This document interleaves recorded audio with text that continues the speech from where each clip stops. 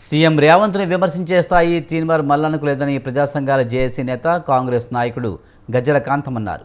మల్లన్న తీరుపై తీవ్ర స్థాయిలో మండిపడ్డారు. మాజీ సీఎం కేసీఆర్ మద్దతుతో మల్లన్న రెచ్చిపోతున్నారని ఆయన ఫైర్ అయ్యారు.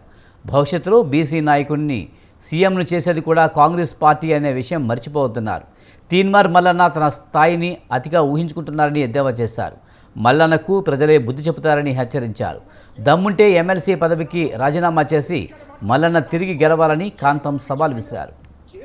కాళేశ్వరం ప్రాజెక్టు దోచాడు, మల్లన్న సాగర్లు దోచాడు, తెలంగాణ చుట్టూ హైదరాబాద్ చుట్టూన్న భూములను అమ్ముకున్నాడు అని చెప్పిన తీర్మార్ మల్లన్న మొత్తం రాష్ట్ర ప్రజలను అణిచివేస్తున్నాడు, ఉద్యమాకాలను అణిచివేశాడు. నిన్ను కూడా జైలుకు పెట్టిండు కదా, నీకు ఎట్లా సిగ్గు లేదా కేసీఆర్ వంచోడు?